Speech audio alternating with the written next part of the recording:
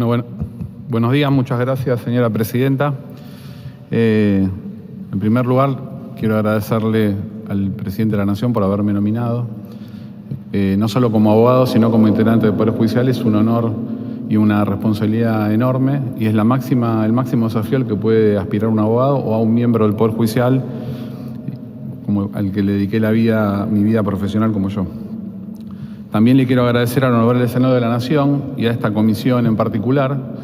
El Senado es un poder central, es una de las conquistas de las democracias, de los procesos constitucionales, de las democracias liberales. No es casualidad que en la parte orgánica de la Constitución el primer poder sea el poder legislativo y los primeros artículos estén dedicados al Senado de la Nación. Es donde transcurre la deliberación pública de ideas, que es la base de nuestra democracia. Y el Senado tiene además una cuestión adicional que es muy valiosa para nuestro sistema, que es la representación de todas las provincias, lo que tiene un valor respecto del federalismo extraordinario. Por otro lado, es este el lugar en donde yo debo dar las explicaciones y formular las respuestas que ustedes me requieran, sobre todo sobre mis actitudes y mis actos para el cargo que fui nominado. Bueno, mi nombre es Ariel Lijo, como dijo la locutora, tengo 55 años, soy padre de 3 hijos, María Belén, Santiago y Ángeles. María Belén se acaba de recibir de médica en la Universidad de Buenos Aires. Es un orgullo enorme para mí como padre y como egresado de la Universidad de Buenos Aires. Santiago estudia Derecho en la Facultad de Buenos Aires y Ángeles está en primer año del colegio secundario. Es la segunda vez que me toca venir a esta comisión de acuerdos. La vez anterior fue casi exactamente hace 20 años, en el año 2004, en este mismo salón, que tiene un valor histórico fenomenal, simbólico. Estamos debajo de la cúpula del Parlamento. En esa oportunidad se discutía en esta misma comisión mi candidatura al juzgado federal, que es el que actualmente ocupo de la capital. En esa oportunidad mi papá ya no nos puede acompañar, pero también me acompañó mi mamá, que es una luchadora. Les pido disculpas. Bueno, soy abogado, egresado de la Universidad de Buenos Aires, especialista en Administración de Justicia. La especialización en Administración de Justicia es una carrera de posgrado integral que marcó muchas de las cosas que después pude aplicar como juez en el juzgado, sobre todo en cuestiones de gestión, en certificación de procesos, en especialización sobre las materias que me tocaba investigar. Soy abogado, también egresado de esa universidad, y soy profesor de Derecho Constitucional. Hice toda mi carrera profesional en el Poder Judicial de la Nación. Toda mi carrera transcurrió desde que entré como meritorio. Hoy ya, gracias a la lucha de la Unión de Empleados de Justicia de la Nación, no están permitidos. Se pasó a un régimen de ingreso más democrático y que evite ese tipo de trabajo sin remuneración. Fui nombrado auxiliar administrativo o pinche, como se dice en tribunales, al último cargo en la una defensoría oficial en lo criminal y correccional. Fue una experiencia extraordinaria. Yo era estudiante y interactuaba con detenidos, visitábamos las unidades penitenciarias, atendíamos a las familias. Fue una experiencia muy enriquecedora. Y después pasé a las fiscalías, recorrí fiscalías, fue en distintos cargos en la Fiscalía de Cámara, también en lo criminal y correccional. Pasé de la defensa oficial al Ministerio Público. Es algo que antes en tribunales era muy habitual, las diferentes designaciones en distintos roles, en las defensorías, en las fiscalías o en los juzgados. Hoy está un poco más segmentado. Y luego de pasar por diversos cargos, como decía la locutora recién, fui nombrado secretario en la Cámara Federal, primero en una vocalía y después fui nombrado prosecretario de Cámara y secretario de la Sala 1 de la Cámara, y ahí fue cuando concursé, que fue un concurso de varios años y que atravesaron un proceso de inestabilidad institucional muy grande del país en ese momento, y fui designado juez federal, que es el cargo que tengo desde hace 20 años. Desde ese juzgado, como decía la locutora, pude investigar delitos de crimen organizado, delitos complejos, delitos de graves casos de corrupción, narcocriminalidad, trata de personas, delitos económicos, ciberdelincuencia. Elaboramos una gestión de bienes incautados en el marco de procesos penales y principalmente pude aplicar mi formación constitucional a la interpretación de la ley en todos aquellos casos que me tocaron, en los que me tocó intervenir, sobre todo en resguardo de las garantías en la toma de decisiones que tuve que aplicar. Respecto de lo que me preguntaba la señora presidenta o lo que me sugería la señora presidenta, yo creo que la Corte hoy está integrada por académicos, por jueces que provienen de distintos sectores de la actividad jurídica, y yo sería un representante del Poder Judicial en la Corte Suprema. Mi tarea durante estos 20 años fue resolver un sinnúmero de casos, aplicar mis conocimientos y mis decisiones a miles de decisiones. Cada decisión, cada resolución judicial y cada expediente tiene muchas decisiones, incluye muchas decisiones y muchas opiniones concretas en casos concretos que afectan a la gente, y que el aporte es desde la jurisprudencia. En los procesos, en los juzgados de primera instancia, la regla es que precisamente lo determinante es la intervención, el control de las partes.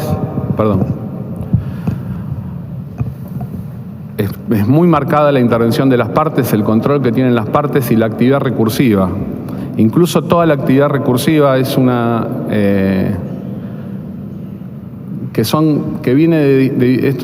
circunstancias que vienen de distintos modelos procesales y de distintos modelos de apreciación de la prueba. Nosotros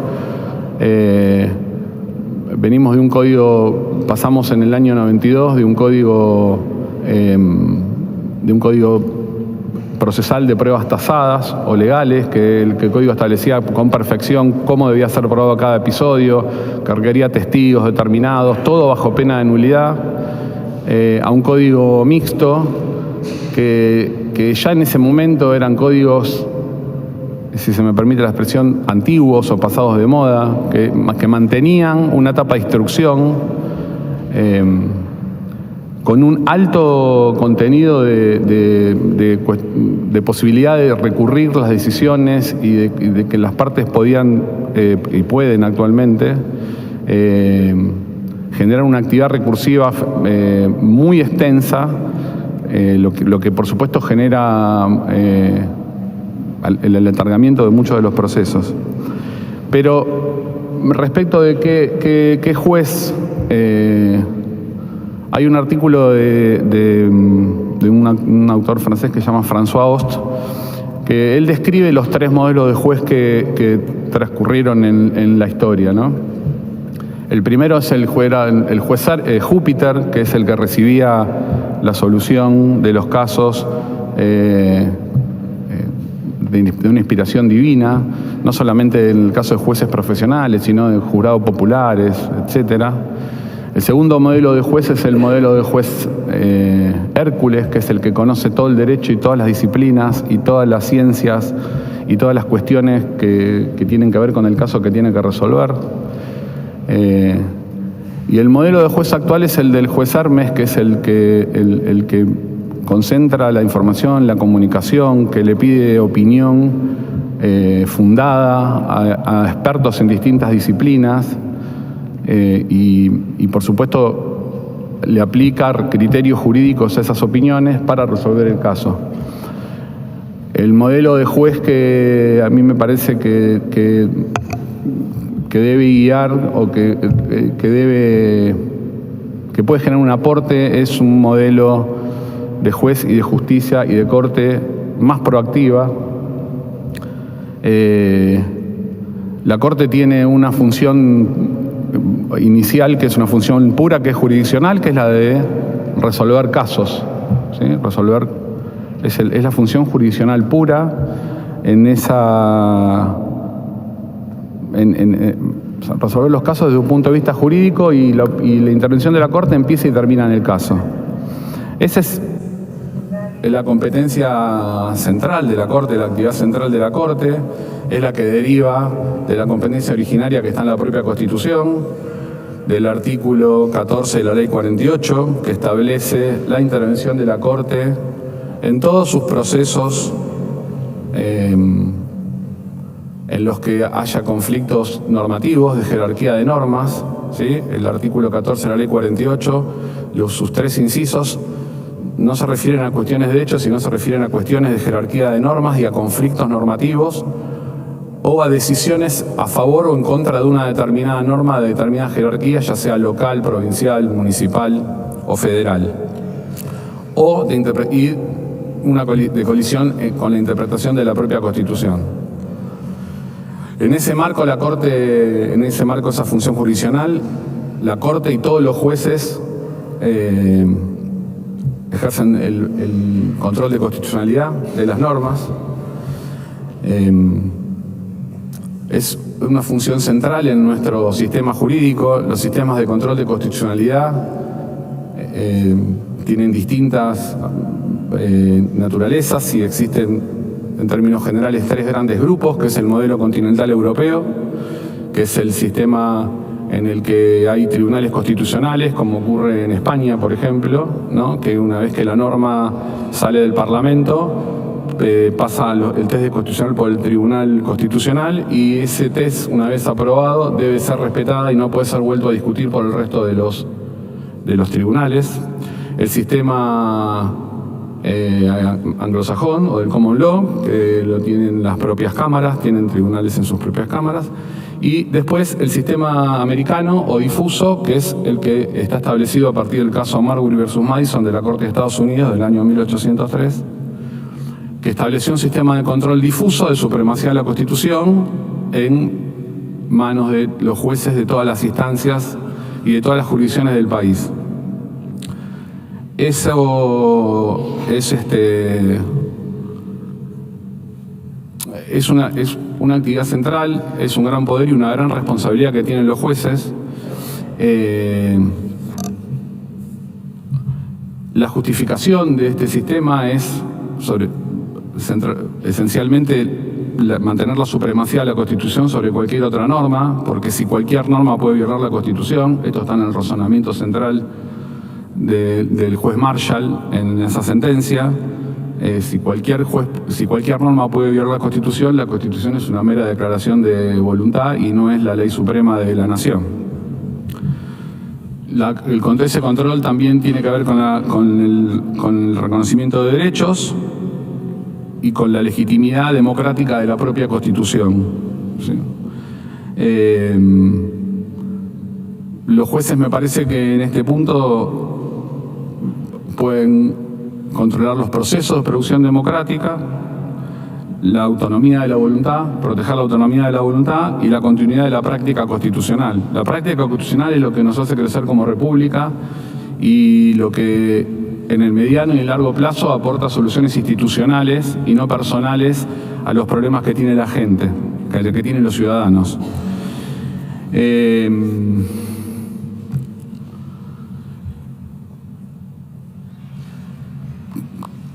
¿Qué me parece que estos 20 años, más los 10 años que estuve secretario de la Cámara o desde que ingresé en tribunales, La referencia que hacía respecto a la experiencia que tengo me permite asegurarles que la función de los magistrados no se agota en resolver casos, no se agota en resolver expedientes, en los expedientes que le toman, y que hay otras decisiones que deben abordar, que se deben abordar. Una de ellas es establecer políticas judiciales que irradien, ¿sí?, al resto de los tribunales del Poder Judicial, y para eso es indispensable conocer la realidad de la justicia federal de todo el país. ¿Qué es lo que le pasa a las justicias provinciales? ¿Qué es lo que pasa con los jueces en la frontera? ¿Qué pasa en la frontera norte? Hace 2 años hicimos un encuentro muy importante de la justicia, de todos los sectores de la justicia, el Consejo de la Magistratura, hubo legisladores, gobernadores. Fue muy importante en la ciudad de Rosario. Ese encuentro de la justicia, ese encuentro que organizó la Asociación de Jueces Federales, con el apoyo de la Asociación de Magistrados y la Asociación de Fiscales, que es la AFUM, tuvo un origen que es paradigmático. Habían entrado a robar 2 veces en la casa de un juez federal y no se habían llevado nada, de un juez federal de Rosario. Entonces, lo que empezó como un encuentro de respaldo al juez terminó siendo incluso dentro del fin de la pandemia, que todavía teníamos restricciones. Fue un encuentro muy importante. En ese encuentro pudimos escuchar al juez federal del Dorado, que nos relataba, igual que pasa con jueces federales del norte, cuál es la realidad que viven esos juzgados. Yo, como secretario general de la Asociación de Jueces Federales, tuve también la oportunidad de conocer todas esas realidades y por eso les aseguro que la función de la Corte no termina en resolver solamente en la función judicial. No se agota en la función judicial, absolutamente. Esa es la función principal, es la función que les asigna la ley, pero hay otra dimensión que la Corte debe asumir. El federalismo no es una mera expresión vacía o que no tiene contenido. Es una realidad que implica respetar la autonomía de las provincias, respetar la gestión de sus recursos, respetar la gestión de sus políticas de desarrollo. Es saber que atrás de cada decisión hay muchas realidades que a veces no se pueden volcar en los papeles y que tienen que ver con las experiencias humanas. Y los jueces tienen la responsabilidad de conocerlas. Por eso creo que deben establecerse políticas institucionales desde la Corte hacia adentro del Poder Judicial y hacia afuera. La Corte ya lo viene haciendo en varios aspectos, tal como surge del Plan de Política de Estado para el Poder Judicial, que fue presentado en el año 2007. Es notable ese plan, que en parte se cumplió y en parte está trunco, preveía muchas de estas situaciones. El derecho y la realidad están en constante evolución, no solamente en la criminalidad, sino todos los sectores de la sociedad. La comunicación, las formas en las que las personas resuelven sus conflictos, va cambiando permanentemente y bueno, el desarrollo de la comunicación es fenomenal. La experiencia a la que hice referencia me permitió conocer esos casos que no terminan en los papeles que los jueces tienen en el escritorio, sino que detrás de los casos de criminalidad organizada hay familias, consecuencias muy tangibles, dramas familiares que tienen las personas. Detrás de episodios de narcotráfico hay familias que lidian con hijos con adicciones, con las consecuencias de la violencia social en narcotráfico, por mencionar solamente una de las cuestiones. O lo que pasa con víctimas de otros delitos que quedan al desamparo, que uno resuelve el expediente o el expediente criminal y terminan en condena, pero eso no le solucionó. No soluciona ni se hace cargo del resto de las consecuencias que tienen esas víctimas. A mí me parece que la Corte debe tomar acciones directas sobre esas cuestiones y debe trabajar con el Congreso, esencialmente con el Congreso, en es la elaboración de propuestas que también generen respuestas a los problemas que tienen las personas. Para eso se cuenta, les aseguro que se cuenta incondicionalmente con el apoyo de todos los trabajadores y trabajadoras del Poder Judicial de la Nación. La otra cuestión en la que me quiero referir es al acceso a la justicia. La Corte debe enfocarse en garantizar el acceso a la justicia, ¿sí? No solo, y acá también es el mismo punto respecto de la dimensión institucional, hacia adentro, hacia afuera, o lo que tiene que ver con los casos. No solo para garantizar que haya mayor facilidad en las formas de litigar, para que la gente tenga, originalmente el acceso a la justicia quizá era entendido como la forma en la que generar mecanismos más simples para que la gente pueda acceder a los tribunales a litigar. Esa no es solamente la función. Hay que, para describir la problemática, en primer lugar, hay una barrera cultural, social, hay personas que no se animan a presentarse en los tribunales, personas que no saben cómo acudir a la justicia, o cómo denunciar, o cómo hacerlo, o la autoexclusión. ¿Para qué voy a ir si no me van a resolver nada? ¿No? Otra característica es la de los diseños administrativos, que son súper complejos y que son obstáculos reales. Hay una traducción de Borges de un relato de Kafka que se llama Ante la Ley, que es bastante conocido, en el que hay un ciudadano, en la traducción dice el campesino, que quiere entrar a la ley y que el guardia no lo deja entrar. Entonces viaja todos los días y nunca lo deja entrar. Y entonces finalmente se muda. Y después de un montón de días el guardia le dice que deje de intentarlo. Por supuesto la ley, ¿no?, es como el sistema, que deje de intentarlo, porque aunque él lo deje entrar, hay otros guardias a los que él no le puede ni sostener la mirada. Eso que ya describía Kafka es realmente en muchas cuestiones es a lo que los ciudadanos de a pie se confrontan cuando tienen que llegar a los tribunales a litigar o a lo que necesiten.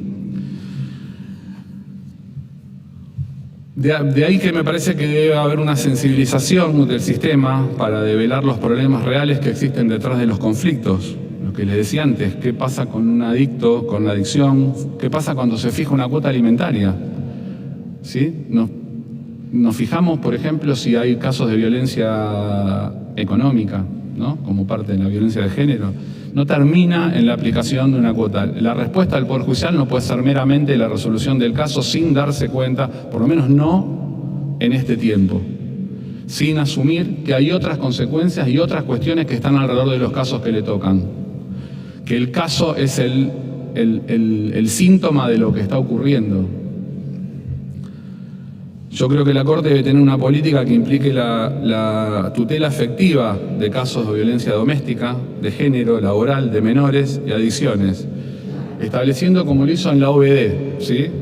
Incluso la OVD, que es una oficina que muy importante de la Corte, es una política de género muy importante que estableció la Corte, después de que se estableció, se establecieron delegaciones en cámaras federales, en algunas cámaras federales del interior. A mí lo que me parece es que esa oficina, la Corte debe, a través de convenios con iglesias de cualquier credo, con otros actores de la sociedad civil, establecer delegaciones a donde donde hay mayor nivel de conflictividad, ¿sí? Hay mucha información, hay muchas personas que se dedican a ayudar a las víctimas de violencia de género, a los adictos. Yo tuve oportunidad en el marco de esta nominación de reunirme con sacerdotes de la Iglesia Católica y una reunión muy especial con pastores de las iglesias evangélicas en los que ellos me contaban mucho de esta problemática que les estoy diciendo y relataban que tienen por encima del 65% de índice de recuperación de adictos. Es un número muy importante. Bueno, es indispensable que la Corte, que tiene una Comisión Nacional de Narcotráfico tome contacto con estas organizaciones, tome contacto con las iglesias de cualquier credo, emprenda acciones que deriven y en conjunto con el Parlamento o en conjunto con actores del Ejecutivo que deriven en acciones concretas y en soluciones para los problemas reales que tienen las personas.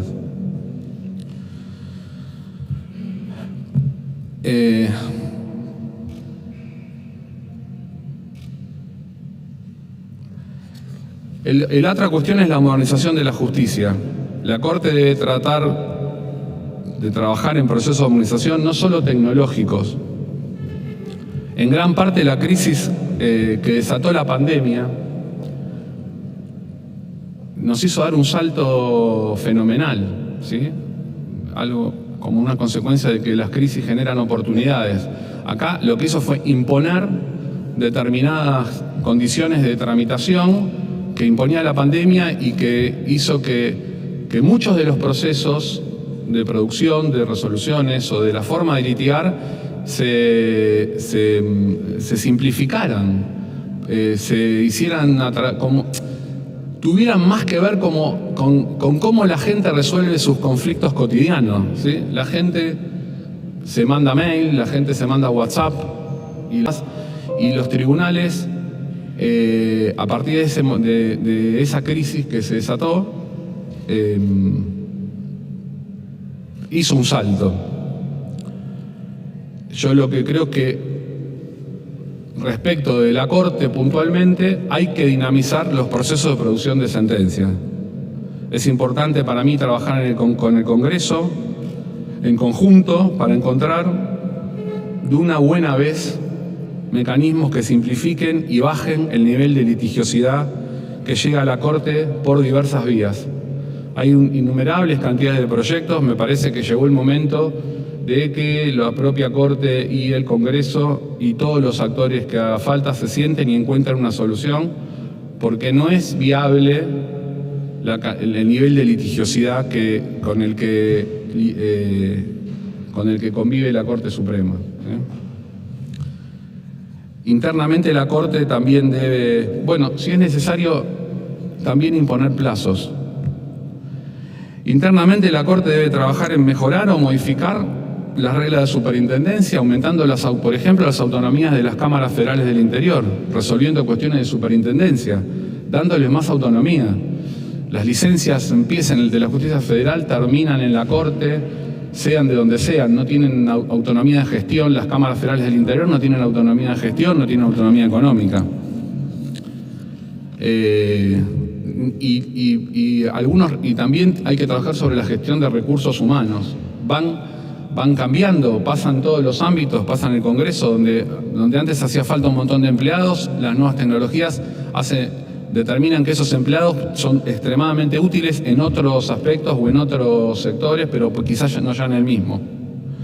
Ahí, después, por otro lado, una cosa que es sumamente importante, el mundo, las distintas actividades de la sociedad avanzaron hacia un proceso de segmentación. Hoy el mundo, en todos los sectores, las propuestas de servicio están estructuradas en función de las múltiples demandas. O sea, no hay más una sola propuesta para cualquier tipo de demanda. El Poder Judicial, para un universo de conflictos, tiene una única propuesta. Utiliza el mismo proceso, los mismos recursos, las mismas personas y los mismos tiempos para una catástrofe ambiental o para el arrebato de un celular. Esto también tiene que ver con los distintos sistemas procesales que yo les hablaba antes, con los distintos sistemas de evaluación de la prueba, ¿sí? Pero no es razonable que a esta altura el Poder Judicial tenga una única propuesta para cualquier tipo de caso, se trate del que se trate y tenga la gravedad que tenga. La Corte también, en este caso, debe trabajar en conjunto con el Parlamento, con el Poder Legislativo, para brindar respuestas idóneas, diferenciando procesos por la gravedad, el grado de conflicto, la cantidad de personas afectadas, los procesos colectivos. No hay que quedarse, me parece a mí, en los diagnósticos. Diagnósticos tenemos, lo que hay que pasar es a las soluciones. Es razonable que tengamos métodos distintos para distintas demandas, para distintos problemas. Esto permite que respuestas más rápidas y más acordes a los conflictos de las personas. Para todas estas acciones y desafíos, como les decía, contamos con el apoyo de todos los trabajadores y trabajadoras del Poder Judicial.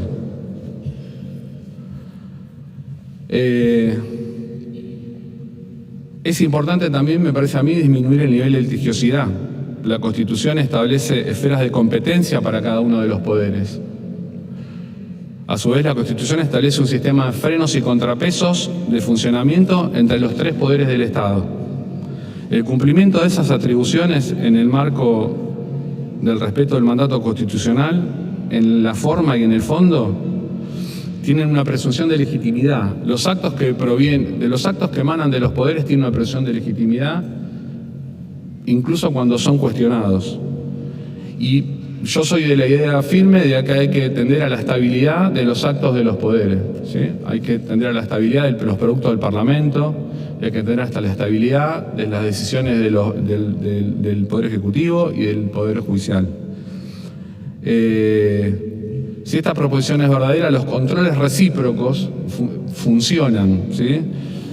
Y entonces, bueno, en el caso de los productos del Congreso, excepto cuando se regula, o del Ejecutivo, cuando se regulan categorías de las denominadas sospechosas que requieren un escrutinio estricto, que son las que afectan derechos de primera generación, garantías constitucionales, derechos individuales,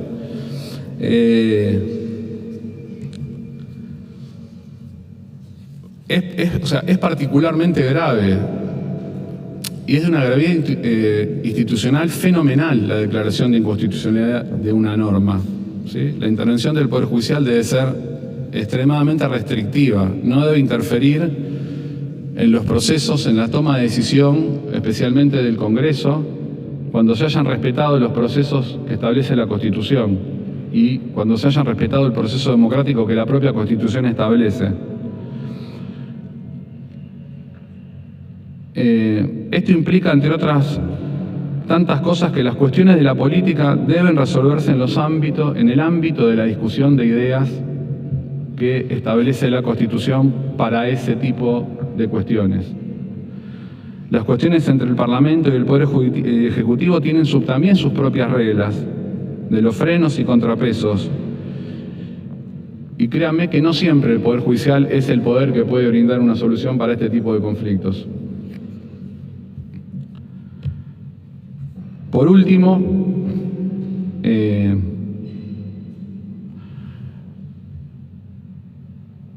yo creo que el Poder Judicial debe dar cuentas de que aprendió de determinadas experiencias, de las experiencias positivas y de las negativas. En estos 20 años, tuve la oportunidad de intervenir en la investigación del atentado a la AMIA, en primer lugar en la investigación de las irregularidades de la investigación del atentado de la AMIA. Y también en los últimos meses estoy subrogando uno de los juzgados que estoy subrogando en el atentado de la embajada, en el propio atentado terrorista. Pudimos avanzar en algunos aspectos que ya venían siendo materia de trabajo de los tribunales, pero se trabajó mucho en la desclasificación de informes, se trabajó en el ordenamiento del archivo y la reubicación del archivo de la documentación y en el acceso a la información de las partes, en especial el acceso a información de inteligencia. No es el único episodio de terrorismo que sufrió nuestro país en los últimos años. Esa experiencia, créanme que me permite asegurarles que es indispensable que en el ámbito de la Corte Suprema se cree una Secretaría Especial que investigue el atentado de la Embajada que ocurrió en el año 1994. No solo para investigar lo que ocurrió en ese atentado. Hoy en el mundo hay mucha información respecto de esos episodios, de ese atentado. Hay en la causa también. Hay mucha información, se sabe mucho más de las organizaciones que cometieron esos hechos. se sabe cómo fue financiado, hay mucha información de quiénes fueron los autores o qué mecanismos utilizaron. Y lo mismo que les decía antes respecto de esta doble función, de la función judicial propiamente dicha y de una función que tiene que ver con las consecuencias y con las causas de determinada categoría de casos, esa secretaría no solamente debería trabajar en la investigación y el esclarecimiento de ese atentado, porque aparte es una responsabilidad del Estado argentino y en este caso es una responsabilidad de la propia Corte porque es un caso de competencia originaria. Esa secretaría debería trabajar en dos aspectos: hacia adentro del Poder Judicial, en la capacitación de todos los actores del sistema judicial, para que esté preparado para dar una respuesta eventual que esté a la altura de las circunstancias y evitar que ocurra lo que ocurrió. Y por otro lado, trabajar muy fuerte en acciones con otras entidades y organismos para luchar contra la discriminación en todas sus formas. No solamente una dimensión judicial de investigación o de papeles. Debería trabajar activamente para concientizar y emprender acciones para evitar la discriminación en cualquiera de sus formas. Y muy en especial del antisemitismo, que sin dudas es la causa de los dos atentados.